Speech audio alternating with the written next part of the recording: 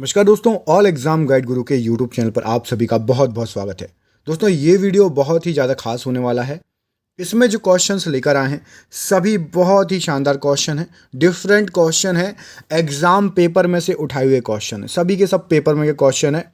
और आपको इनमें से बहुत सारे क्वेश्चन ऐसे होंगे जो आपने पहली बार देखे होंगे और एग्जाम में आपको आ सकते हैं। चुनिंदा क्वेश्चंस लेकर आए हूँ। हर क्वेश्चंस के लिए आपको 5 सेकंड का वक्त मिलेगा। अच्छे से आंसर सोच के देना। सभी क्वेश्चन के आंसर आपको कमेंट बॉक्स में मुझे देना है, ठीक है। हर क्वेश्चन का आंसर कोशिश करना कि कमेंट बॉक्स में आप देते जाओ। स्टार्ट करते हैं बिना देर किए हुए इस वीडियो को। प्लीज़ पूरा वीडियो देखना। वीडियो को अभी से लाइक कर दीजिए। सभी जिसने लाइक नहीं किया प्लीज़ लाइक कर दीजिए। और क्वेश्चन अच्छे लगे, चैनल पर पहली बार आए हैं तो चैनल को सब्सक्राइब ज़रूर कर लेना, ठीक है। बीच बीच में आपसे कुछ क्वेश्चंस पूछूंगा। जितने क्वेश्चंस आपसे बन सकते हैं उनका आंसर हमें कमेंट बॉक्स में ज़रूर देना। जो भी क्वेश्चन का आंसर आपसे बन जाए कमेंट बॉक्स में आंसर ज़रूर देना। चलिए तो स्टार्ट करते हैं। भारत में सबसे पुराना गिरजाघर सेंट थॉमस चर्च किस राज्य में है? तो यहाँ पर सही आंसर हो जाएगा सेंट थॉमस चर्च आपका केरल में है। ये 52 ईस्वी में बना था, 52 ईस्वी में, और इसको बनाया था सेंट थॉमस जी ने, इसलिए इसका नाम सेंट थॉमस चर्च पड़ा। अगला क्वेश्चन देख लेते हैं। पुरी में जगन्नाथ यात्रा किसके सम्मान में आयोजित की जाती है, बताइए। हर प्रश्न के लिए 5 सेकंड का वक्त दे दूंगा। तो यहां पर सही आंसर है आपका ऑप्शन नंबर सी, भगवान Jagannath. Option number C, Shri Krishna ji की रथ यात्रा निकलती है, याद रखिएगा किसकी निकलती है, श्री कृष्ण जी की रथ यात्रा निकलती है। अगला प्रश्न देख लीजिए। कामाख्या मंदिर भारत के किस आधुनिक राज्य में स्थित है? तो यहां पर सही आंसर क्या हो जाएगा इस क्वेश्चन का?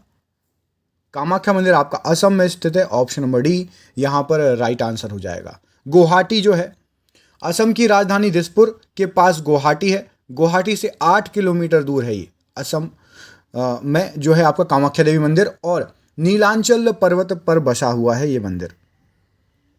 कामाख्या मंदिर किस राज्य का महत्वपूर्ण पर्यटन स्थल है? अभी आपको बताया असम। ऑप्शन नंबर यहां पर बी सही आंसर हो जाएगा। अमृता शेरगिल किस रूप में प्रसिद्ध हुई? तो यहां पर आपका सही आंसर क्या हो जाएगा इस क्वेश्चन के लिए? ऑप्शन नंबर बी, ये एक चित्रकार थी। ऑप्शन नंबर बी यहां पर राइट आंसर हो जाएगा।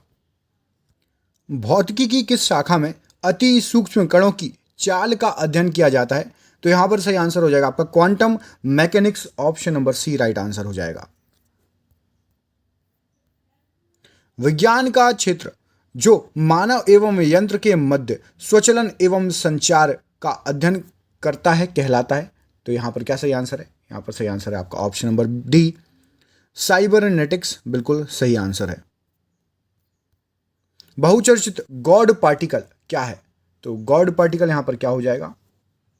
Higgs boson. Option number C यहां पर राइट आंसर हो जाएगा। समय मानक विज्ञान क्या होता है? तो यहां पर सही आंसर है option number A, horology. Option number A सही आंसर हो जाएगा। घर्षण एवं स्नेहक का अध्ययन क्या है? तो यहां पर सही आंसर हो जाएगा आपका ऑप्शन नंबर डी, ट्राइबोलॉजी। सही आंसर हो जाएगा। विज्ञान के किस क्षेत्र में व्हाइट ड्वार्फ के बारे में सीखेंगे? तो यहां पर सही आंसर आपका हो जाएगा ऑप्शन नंबर खगोल शास्त्र। ऑप्शन नंबर ए यहां पर सही आंसर हो जाएगा। मध्य रात्रि का सूर्य दिखाई देता है? तो यहां पर आपका सही आंसर है उत्तरी ध्रुव पर। Option number A right answer हो जाएगा। निम्नलिखित में से कौन पक्षियों का महाद्वीप के नाम से जाना जाता है? तो इस प्रश्न का आंसर है आपका दक्षिणी America. Option number C right answer हो जाएगा। आपको बता दूं विश्व में पाई जाने वाली 9000 पक्षियों की प्रजातियां हैं टोटल, उसमें से 40% आपकी दक्षिण अमेरिका में पाई जाती है। यहां पर आप सुमेलित कीजिए। एक तरफ लिखा है नियाग्रा जलप्रपात, हजारों झीलों की भूमि, एफिल टावर और संसार की छत। कौन किससे सही सुमेलित है? चलिए तो एक बार हम देख लेते हैं। तो यहां पर आपको जो ऑप्शन दिए हैं इसमें से आपका बी बिल्कुल सही आंसर हो जाएगा। इसका क्या मतलब है? ए का चौथा। नियाग्रा जलप्रपात आपका न्यूयॉर्क राज्य में है, ठीक है, अमेरिका की सीमा पर है, ठीक है, कनाडा और अमेरिका की सीमा पर है। हजारों झीलों की भूमि ये कहा जाता है फिनलैंड को। एफिल टावर कहाँ पर है? तो सभी को पता है पेरिस में स्थित है एफिल टावर। और विश्व की छत पामीर बिल्कुल सही आंसर हो जाएगा। बिल्कुल बेसिक क्वेश्चन था, एक क्वेश्चन में 4 चीज़ें आपसे पूछी गई थी। इसको भी एक बार देख लेते हैं। निम्नलिखित को सुमेलित कीजिए। क्या क्या दिया हुआ है? अंध महाद्वीप, विश्व की छत, हजारों झीलों का देश और मोतियों का द्वीप। तो यहाँ पर क्या सही आंसर हो जाएगा, एक बार देख लेते हैं फटाफट। तो देखिए, अंध महाद्वीप बोलते हैं अफ्रीका को। विश्व की छत आप सभी को पता है, पामीर इसके लिए सही आंसर हो जाएगा। हजारों झीलों की भूमि अभी आपने पढ़ा, फिनलैंड बिल्कुल सही आंसर है। और मोतियों का द्वीप यहाँ पर सही आंसर हो जाएगा आपका बहरीन, ऑप्शन नंबर 2। चलिए अगला क्वेश्चन देख लेते हैं, ये रहा आपकी स्क्रीन पर। निम्नलिखित में से किसको धूम्र नगर के नाम से जाना जाता है? तो शिकागो यहाँ पर सही आंसर हो जाएगा। शिकागो में धूम्रपान की इतनी ज़्यादा समस्या है कि वो धूम्र नगर के नाम से ही वो फेमस हो गया है। अगला क्वेश्चन देखिए, पूर्वी समुद्र की स्वामिनी का टाइटल किसको दिया गया है, किसको कहा जाता है? तो यहाँ पर इस क्वेश्चन का सही आंसर है आपका श्रीलंका को। श्रीलंका को आपका पूर्वी समुद्र की स्वामिनी भी कहा जाता है और हिंद महासागर का मोती भी कहा जाता है, ठीक है, और एशिया का प्रवेश द्वार भी। इतनी सारी चीजें कहा जाता है श्रीलंका को। अगला क्वेश्चन देखिए, दक्षिण अमेरिका का वह कौन सा नगर है जो अपनी चौड़ी सड़कों के कारण अमेरिका का पेरिस कहा जाता है? तो यहां पर सही आंसर है आपका option number B, Buenos Aires. Option number B यहां पर सही आंसर हो जाएगा। निम्नलिखित युगों में से कौन सा एक सुमेलित नहीं है? तो यहां पर आपको बता दूं, अकबर और सर थॉमस रो ये सुमेलित नहीं है, क्योंकि जो थॉमस रो साहब है ना, ये भी आपके जहांगीर के काल में आए थे। विलियम हॉकिंस भी और सर थॉमस रो भी जहांगीर के काल में आए थे, मुगल दरबार में आए थे, ठीक है। बाकी सभी सुमेलित हैं, Jahangir, William Hawkins, Shahjahan, Tavernier और औरंगजेब मनुची। अगला क्वेश्चन देख लेते हैं, ये रहा आपकी स्क्रीन पर। हेमचंद्र विक्रमादित्य किस नाम से जाने जाते हैं? तो यहां पर सही आंसर क्या हो जाएगा, ऑप्शन नंबर डी, हेमू बोला जाता है। उनका पूरा नाम था हेमचंद्र विक्रमादित्य। अगला क्वेश्चन देखिए, भारतीय गौरव यश का अंतिम सूर किसके लिए प्रयुक्त किया गया है ये वर्ड? तो यहां पर सही आंसर है हेमचंद्र विक्रमादित्य या फिर हेमू, ऑप्शन नंबर डी सही आंसर है। निम्नलिखित युगों में से कौन सा एक सही सुमेलित नहीं है? कोई एक गलत है, बाकी सभी बिल्कुल सुमेलित हैं, सही सुमेलित हैं। तो चलिए देख लेते हैं कौन कौन सा इसमें से सुमेलित है। ऑप्शंस पढ़िए, बाबर, हुमायूं, अकबर, जहांगीर। एक तरफ आपको ये सब दिख रहा है और दूसरी तरफ क्या है, खानवा, चौसा, हल्दी घाटी और आपका बल्ख का युद्ध। तो चलिए देख लेते हैं कौन सा इसमें से सुमेलित नहीं है, ये पूछा गया है। बाकी सभी सही हैं, केवल एक गलत है। तो देखिए, बाबर खानवा का युद्ध बिल्कुल सही है, हुमायूं चौसा का युद्ध भी बिल्कुल सही है, अकबर हल्दी घाटी का युद्ध भी बिल्कुल सही है। बल्ख का युद्ध जहांगीर के समय नहीं हुआ था, बल्ख का युद्ध हुआ था आपका शाहजहां के समय। यहां पर बल्ख का युद्ध हुआ था शाहजहां। अगला क्वेश्चन देख लीजिए, ये रहा आपकी स्क्रीन पर। अता अली खां किसका नाम था? तो यहां पर सही आंसर है आपका ऑप्शन नंबर, इनमें से किसी का भी नाम नहीं था अता अली खां। तो तानसेन का प्रारंभिक नाम रामतनु पांडे था और इस्लाम जब उसने धारण कर लिया तो उसका नाम रख दिया था अता अली खां, मतलब तानसेन बिल्कुल सही आंसर हो जाएगा। तानसेन का सही नाम क्या था, रामतनु पांडे, और उसके बाद जब उसने इस्लाम धर्म को कबूल कर लिया तो नाम रख दिया गया अता अली खां। मुगल काल में निम्नलिखित बंदरगाहों में से किसको बाबुल मक्का या मक्का का द्वार कहा जाता था? तो यहां पर सही आंसर क्या हो जाएगा आपका ऑप्शन नंबर डी, सूरत। पहले हवाई जहाज नहीं चलते थे तो क्या होता था, नाव के जहाज के थ्रू जाया जाता था मक्का। तो मक्का के लिए जाने के लिए सूरत जो बंदरगाह था वहां से जहाज लिया जाता था। तो सूरत को क्या कहा जाने लगा, मक्का का द्वार या फिर बाबुल मक्का। मुगलों ने नवरोज त्योहार लिया था किससे? तो यहां पर सही आंसर हो जाएगा आपका फारसियों से, ऑप्शन नंबर ए बिल्कुल सही आंसर हो जाएगा। पहले फारसी मनाते थे, उसके बाद मुगल लोग भी मनाने लगे। मुगल काल में जिस मदरसे ने मुस्लिम न्याय शास्त्र की पढ़ाई में विशिष्टता हासिल की वह कहां पर स्थित था? तो वह स्थित था आपका नवाबों का शहर, क्या, लखनऊ। ऑप्शन नंबर ए बिल्कुल सही आंसर हो जाएगा। निम्नलिखित में से कौन एक सही सुमेलित है, बाकी सब गलत हैं?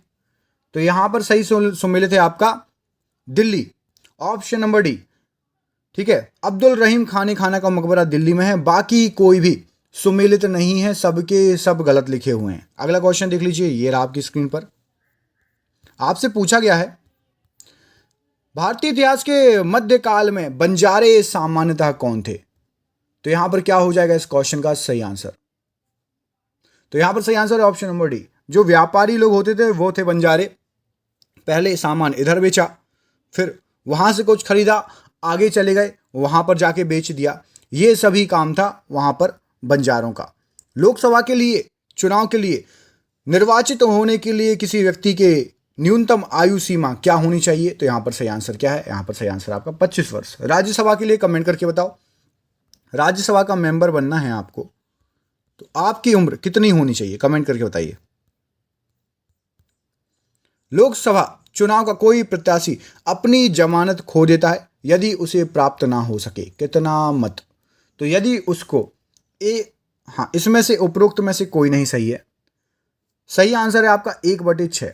यदि वैध मतों का 1/6 यदि आप प्राप्त नहीं कर पाए तो आपकी जमानत जब्त हो जाएगी, याद रखिएगा। लोकसभा में राज्यवार सीटों का आवंटन सन 1971 की जनगणना पर आधारित है। यह निर्धारण किस वर्ष यथावत रहेगा? तो 2026 तक यथावत रहेगा सीटों का राज्यवार आवंटन। जितनी सीटें अभी हैं ना, 2026 तक बिल्कुल वही रहेंगी। उसके बाद सोचा जाएगा कि सीटें बढ़ानी हैं या जितनी हैं वही रहें। 84वें संशोधन अधिनियम द्वारा लोकसभा की कुल सदस्य सीटों की संख्या 1971 की जनगणना के आधार पर करा दी गई थी। ये तब तक बदली नहीं जाएगी जब तक एक वर्ष विशेष बाद पहली जनगणना नहीं होगी। तो यह वर्ष विशेष कौन सा है? तो जो मैंने आपको अभी बताया, 2026 तक। अगला क्वेश्चन देखिए, भारत के संविधान में निर्धारित किए गए लोकसभा में सदस्यों की संख्या अधिकतम कितनी हो सकती है? तो यहां पर सही है 552। ऑप्शन नंबर सी बिल्कुल सही आंसर हो जाएगा, 552। अगला क्वेश्चन देख लेते हैं। संविधान के किस संशोधन ने लोकसभा के सदस्यों की संख्या 525 से 545 कर दी थी बढ़ाकर? तो यहां पर वो संविधान संशोधन था आपका 31वां संविधान संशोधन। ये कब हुआ था? ये हुआ था 1973 में, याद रखिएगा। अगला क्वेश्चन देख लेते हैं, ये आपकी स्क्रीन पर। भारत के संविधान के अनुच्छेद 82 के अनुसार लोकसभा की सीटों का राज्यों के मध्य आवंटन जो है डैश जनगणना के आधार पर है। तो यहां पर सही आंसर क्या हो जाएगा? लास्ट हुई थी 1971 में, उसके बाद अब 2026 तक देखते हैं क्या होता है। वर्तमान लोकसभा में प्रत्येक राज्य के लिए स्थानों का आवंटन आधारित है कब? सेम वही क्वेश्चन और इसका वही आंसर हो जाएगा 1971 की जनगणना के आधार पर। लोकसभा में राज्यों को किस आधार पर सीटें मिलती हैं? कि भैया यूपी की सबसे ज्यादा सीटें हैं लोकसभा में। यूपी की सीटें कितनी हैं पहले कमेंट करके बताओ। तो किस आधार पर मिलेगी? क्षेत्रफल नहीं, भाषा भी नहीं, गरीबी भी नहीं। जितनी जनसंख्या होगी उस हिसाब से सीटें डिसाइड होती हैं। लोकसभा के कम से कम कितने सत्र बुलाए जाते हैं? तो यहां पर सही आंसर क्या हो जाएगा? यहां पर सही आंसर हो जाएगा आपका वर्ष में कम से कम 2 बार, 6 महीने में 1 बार। ऑप्शन नंबर यहां पर बी बिल्कुल सही आंसर हो जाएगा। अगला क्वेश्चन देख लीजिए। लोकसभा का कोरम कुल सदस्य संख्या का कितना होता है? तो यहां पर क्या हो जाएगा सही आंसर? तो यहां पर सही आंसर हो जाएगा आपका ऑप्शन नंबर डी, 1/10। तो ये थे आपके जीके के क्वेश्चंस। इसमें मैंने मिक्स क्वेश्चंस कराए हैं। आप लोगों में से कितने लोगों ने पूरा वीडियो देखा हमें कमेंट करके बताइएगा, और लगभग आपके कितने प्रश्न सही गए ये भी कमेंट करके बताइएगा। मिलते हैं आपसे अगले वीडियो में। यदि आपका कोई सुझाव हो, आपका कोई विचार हो, आप हमें कमेंट बॉक्स में कमेंट करके बता सकते हैं। यदि वीडियो को अभी भी लाइक नहीं किया तो लाइक कर दीजिए, और वीडियो थोड़ा बहुत भी अच्छा लगा हो तो दोस्तों के साथ प्लीज़ शेयर जरूर करिएगा। मिलते हैं आपसे अगले वीडियो में, तब तक के लिए अपना ख्याल रखिए। आप सभी का बहुत बहुत धन्यवाद। आपका दिन बहुत बहुत शुभ हो। बहुत बहुत धन्यवाद दोस्तों।